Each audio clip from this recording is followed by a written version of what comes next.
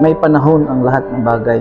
May panahon ng kasiyahan, may panahon ng kalungkutan. Totoo yan, nakakabigla.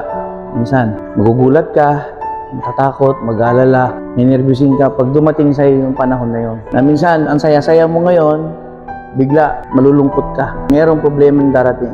Na tayong mga tao ba, hindi tayo exempted sa ganyang kalagayan. Lahat tayo. So, dumarating sa atin yan. Ang lusog-lusog natin, nagkakaroon tayo ng sakit. Minsan naman, meron tayong hanap buhay, mawawalan tayo ng hanap buhay.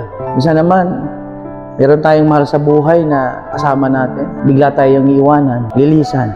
Kailangan lang sa atin bilang mga tao, matanggap natin na yan ang reality ng buhay. Na dumarating talaga yan sa buhay ng tao. Na sa ayaw at sa gusto mo, may ganun talaga. Kaya nga time and season, matanggap natin na ganyan ang buhay dito sa earth. Dito sa mundong ibabaw, expect na natin na dumarating yan sa buhay natin. Huwag na tayong mabibigla. Bahagi ng buhay eh.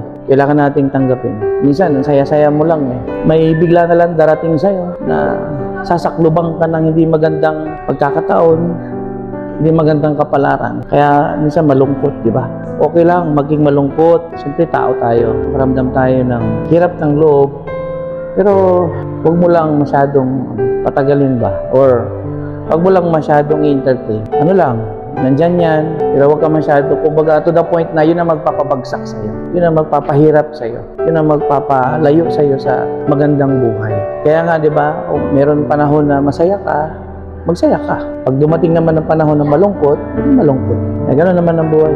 Panahon ng iyak, di umiyak. Pagkatapos naman itong lungkot, lilipas naman yan eh. Kasi hindi naman puro lungkot lang ang buhay eh. Puro hirap lang ng loob, di ba? Puro problema. Alam naman natin yan na pagkatapos niyan, lilipas yan. Matatapos yan. Then, tatawa ka ulit. Ganun ang buhay eh. Di, gawin mo ulit yung normal mong ginagawa sa buhay. Magtrabaho ka, maghanap buhay ka ulit, tapos alagaan mo yung pamilya mo, mahalin mo yung kapwa-tao mo. Ganun lang eh. Then, pagkatapos nun, tayo naman ang susunod. Hindi natin alam, di ba? Panapanahon.